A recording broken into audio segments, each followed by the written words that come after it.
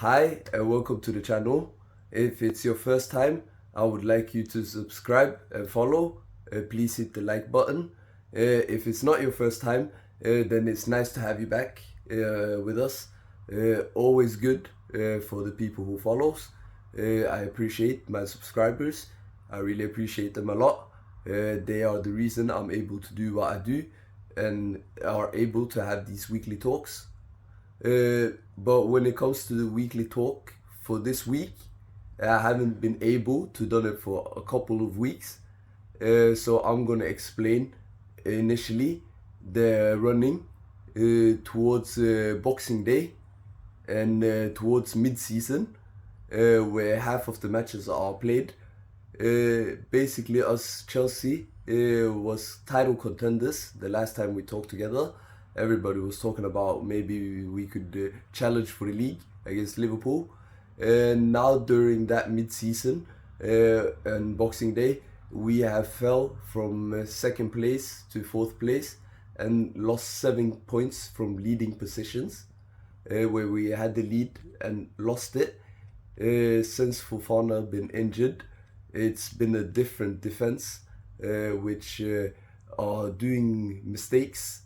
And we have a young prospect that, yes, he's a world-class prospect, but he will make mistakes. That's to be expected when he's just 18 years of age.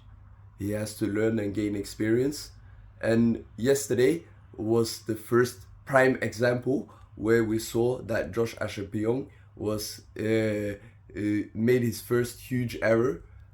But it wasn't just him that made a huge error this week. It was also Caicedo. Caicedo made his first huge error this season, where he gave Bournemouth a penalty that led to them scoring 1-1. And then later on in that game, they ended up scoring 2-1 after first half of domination. But we were not clinical and only scored that one goal. Nicholas Jackson had 3 huge chances. I believe he should have put 2 at least. He was unlucky with the last one where he hit the post. That could have happened to anybody. But when it comes to the header, where Cole Palmer put in that beautiful cross, reminded me of Kevin De Bruyne, the way that cross was made. But he should have scored. It was basically a free goal. But he was, how should I say, a weak header. It was a really weak header. So the goalkeeper saved it. And that, reading a few boring statistics from yesterday's game, Chelsea had 26 shots with 10 on target.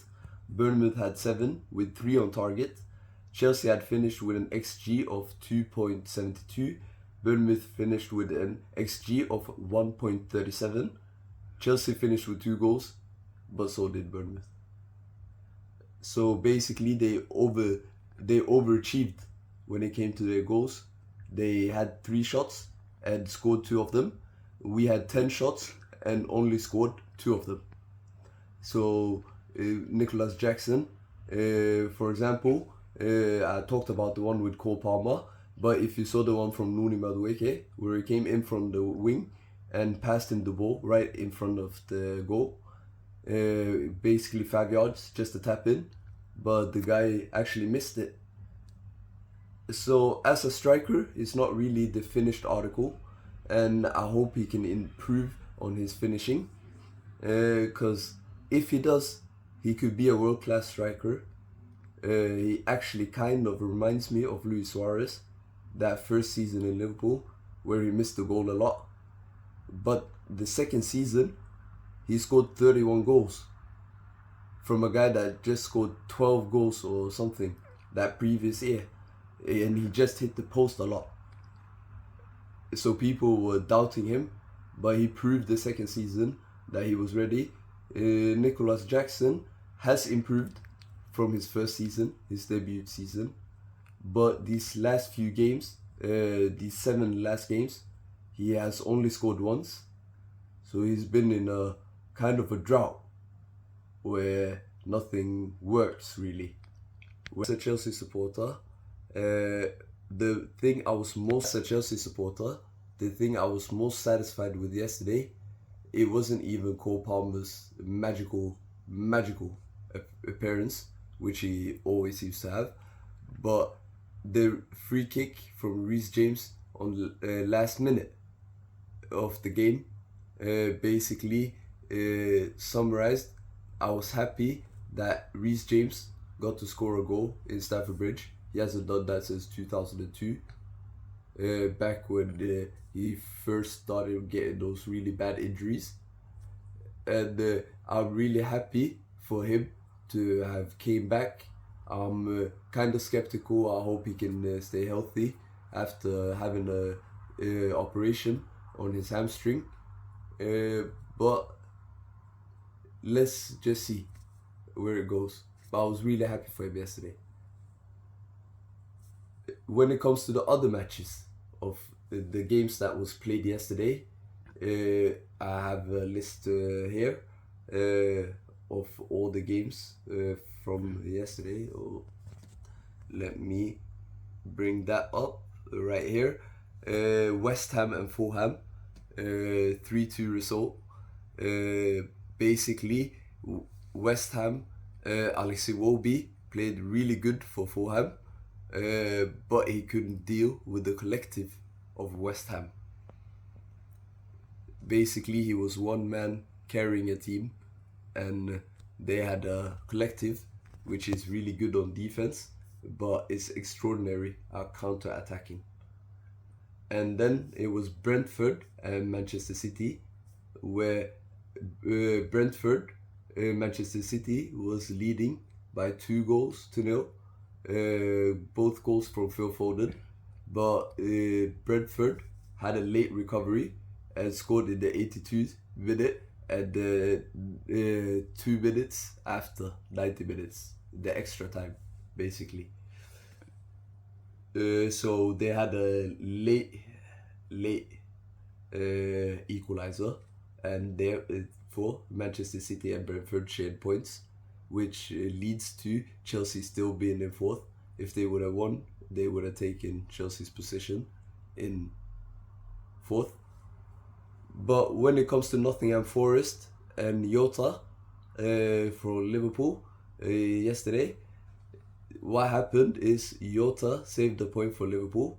Chris Wood, the top scorer from Nottingham Forest, delivered a goal as he usually does, and Diego Jota saved Liverpool from having an embarrassing loss against Nottingham Forest. Both times would have been 1-0, but this time Diego Jota was the one to make sure that it didn't repeat itself, that history from their last clash. So that was yesterday, and therefore Liverpool still in the lead. Nottingham Forest still in second, I think. Arsenal plays today. Maybe they will be second by the end of the day, but for now, at least Nottingham Forest is second, and Chelsea is on fourth, and Arsenal is on third. So I really hope Tottenham Hotspur have a victory over Arsenal today, because I don't want Arsenal to gain more points on us and go further ahead and secure third place.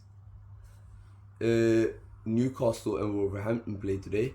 I think personally that Newcastle is going to have that in the bag. I think Alexander Isak is going to have a field day with Wolverhampton. Their defense has kind of been leaking, and they let in a lot of goals. So Alexander Isak I think he's going to have a good day today. Leicester and Crystal Palace. That's a hard one, but I think Crystal Palace is going to be the victor by maybe 1 goal.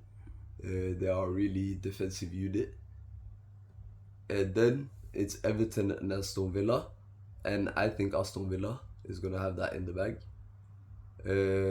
Everton is kind of in disarray and doesn't look quite like the team it used to be. But Aston Villa has been better and improved every year under Unai Emery, their coach, that was former in Arsenal.